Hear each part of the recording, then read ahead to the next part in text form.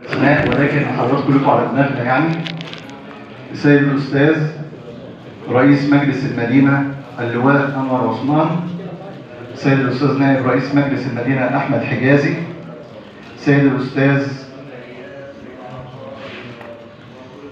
الدكتور أشرف الضرة رئيس مجلس إدارة نادي متغمر وحزب مستقبل الوطن، السيدة النائبة مهندسة ميرفت عازر، السيد النائب الدكتور محمود العزب،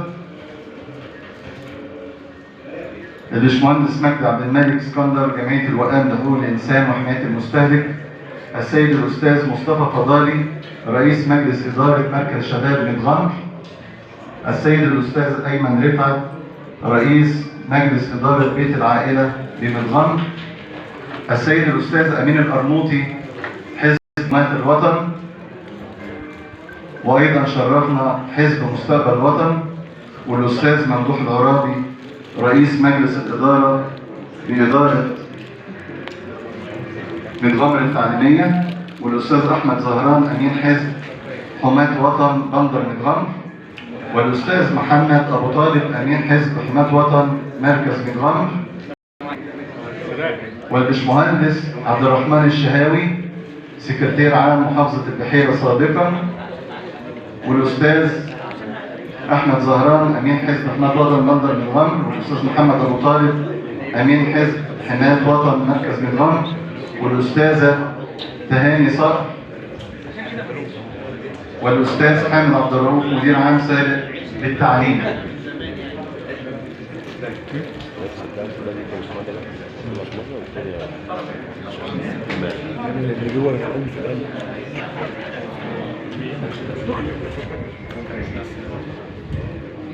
كلمة حب وتقدير وتحية ووفاء وإخلاص، تحية من أهل كل معاني الأخوة الصادقة، تحية من القلب إلى القلب.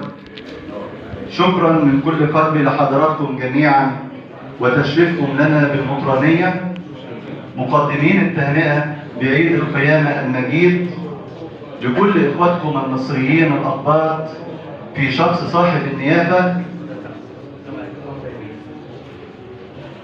أسقفنا جزيل الاحترام نيافة الأنبا صليب أسقف متغمر ودقدوس وبلاد الشرقية. هذا هو اليوم الذي صنعه الرب فلنفرح ولنبتهج فيه. إن الإنسان الذي يؤمن بروح القيامة لا يعرف اليأس أبدا.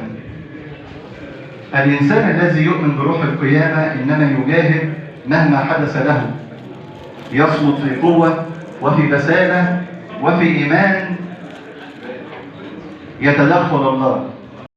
نحن نذكر الفترة العصيبة التي مرت بها بلادنا مصر منذ 10 سنوات، وإنما أيضا بدأت تنشر التعمير في كل بلادنا التي تحطمت سابقا، وقامت الآن بتعطي فكرة جميلة عن روح القيامة التي تعمل. نحن نفرح هذه الأيام أن معنى القيامة المجيد يعمل فينا على الدوام وينهضنا ويقوي روحنا المعنوية ويحثنا على التقدم إلى الأمام، واثقين من معونة الله ومن تدخله. وهنئكم جميعا بعيد القيامة المبارك، وهنئ بلادنا بروح القيامة التي عاشت بها وتعمل فيها. بعض الأسماء: نواب مجلس المدينة الأستاذ حمدي محمد العجمي، والأستاذ محمد ياسين مدحت ياسين خلاف، والأستاذ هاني عبادة، والأستاذة مروة بدوي أمينة المرأة بحزب مستقبل الوطن، والباشمهندس عبد الرحمن الأباري. والآن مع كلمة التهنئة من نيافة الحبر الجليل الأنبا صليب أسقف متغمر ودقدوس وبلاد الشرقية، وبعدها بقى يبقى فيه التقاط الصور التذكارية معنا.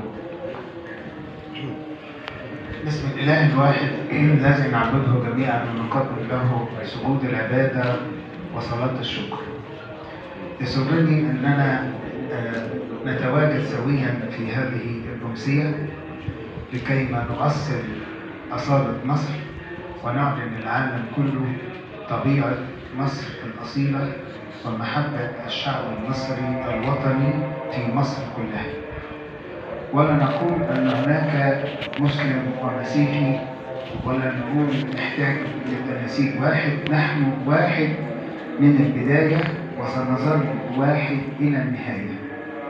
ونحن نحتفل بعيد القيامة زي ما أبونا قال، القيامة تعطينا رجاء، الميت قام، ومن هنا يبقى لنا رجاء في كل فشل، ولنا رجاء في كل شيء يعني لا نوفق فيه، بالجهاد وبالصمت. وهكذا تعلمنا من الرئيس السيسي الذي له بصماته في مصر كلها بجهاده وتعميره وتجديده، وزرع روح المحبة، وزرع روح الرجاء، وزرع الروح التي تعمل من أجل الوطن.